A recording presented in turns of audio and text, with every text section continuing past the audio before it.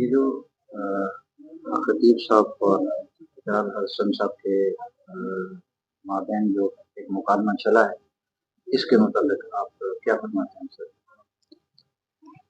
नहमदुहु व नुसल्ली अला रसूलिहिल करीम। ये जो आपस में बहस चल रही है हक खतीब साहब और इकरारुल हसन साहब, इस बारे में चंद साल पहले मैंने भी एक बयान किया था और उस बारे में मैंने ये अर्ज की थी कि जो हक खतीब साहब हैं उनका जो तर्ज है वो कुरान और सुन्नत के तरीके से हट कर है, इससे उनको अपने तर्ज में तब्दीली लानी चाहिए। और उसमें कई वजूहात मैंने अर्ज की थी। एक तो यह है कि वो जो लिबास पहनते हैं वो लिबास गैर शरई होता है। बाज़ औक़ात उनका जो लिबास होता है वो औरतों वाला होता है, पगड़ी औरतों वाली होती है और लिबास भी गैर शरई होता है।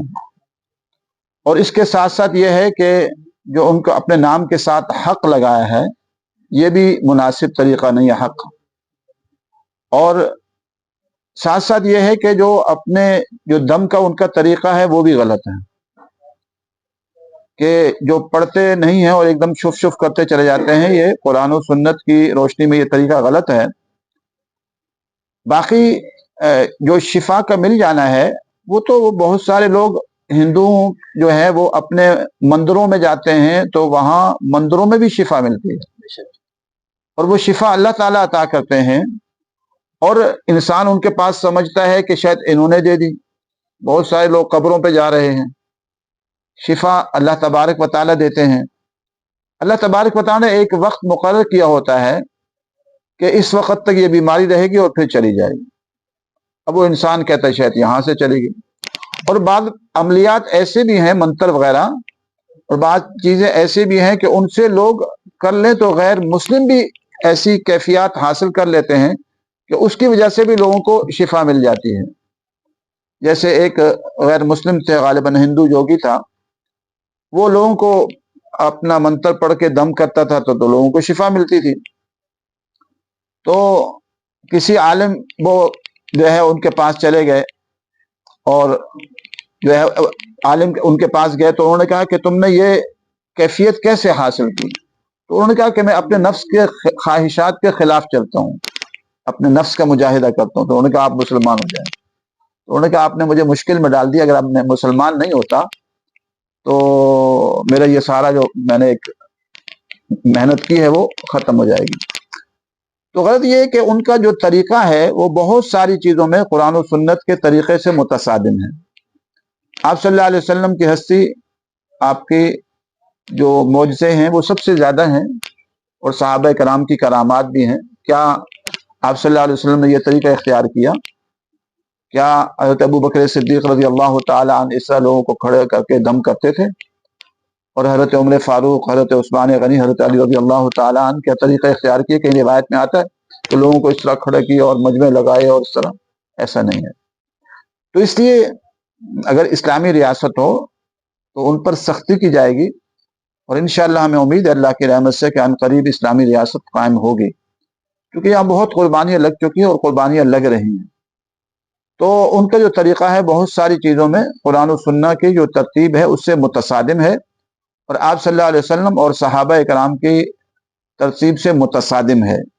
इसलिए हम तो उनसे अर्ज करेंगे कि आप अपने तरीक़ाकार को कुरान और सुन्नत के मुताबिक करें और ये जो तरीका इख्तियार किया ये गलत तरीका है।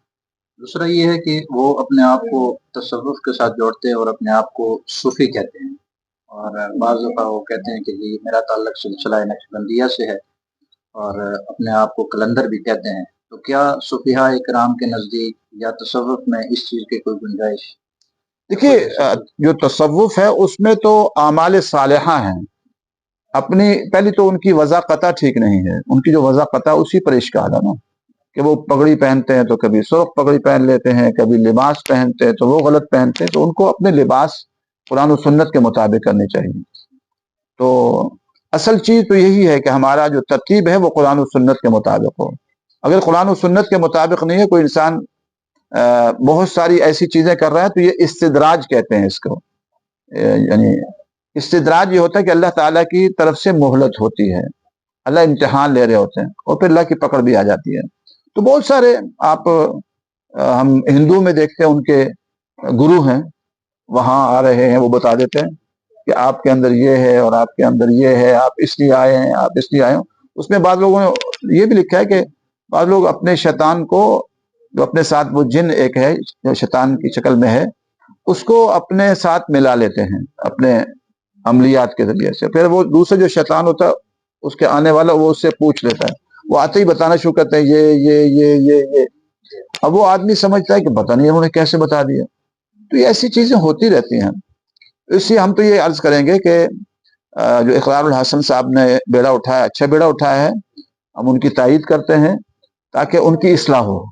और ये उलमा को करना चाहिए था, उलमा इस तरफ मुतवज्जे न हुए। मैंने तो अल्हम्दुलिल्लाह मेरा इस पर बयान मौजूद है, आज से तकरीबन 2019 के अंदर मेरा बयान मौजूद है, यानी आज से चंद साल पहले इस मौजू पर मैंने तफसीलन बयान किया था। तो आज भी हम ये अर्ज करेंगे कि इकरारुल हसन ने एक अच्छा इकदाम उठाया है। ये हुकूमत को, रियासत को करना चाहिए था कि गैर शरई काम नहीं होने चाहिए। वो ये लोग असमें बात नामूस रिसालत की करते हैं, ये सिर्फ नाम के लिए है, बाकी असल जो है उनकी जो गलत तरीके हैं उनको वो पर जो है ना आगे लाना चाहते हैं। तो ये शरई तौर पर जायज़ नहीं है। इसकी जो है उन हुकूमत को भी सख्ती करनी चाहिए। हुकूमत तो चूँकि हमारे यहाँ इस्लामी रियासत है ही नहीं, लेकिन बहरहाल उलमा को इसका बेड़ा उठाना चाहिए।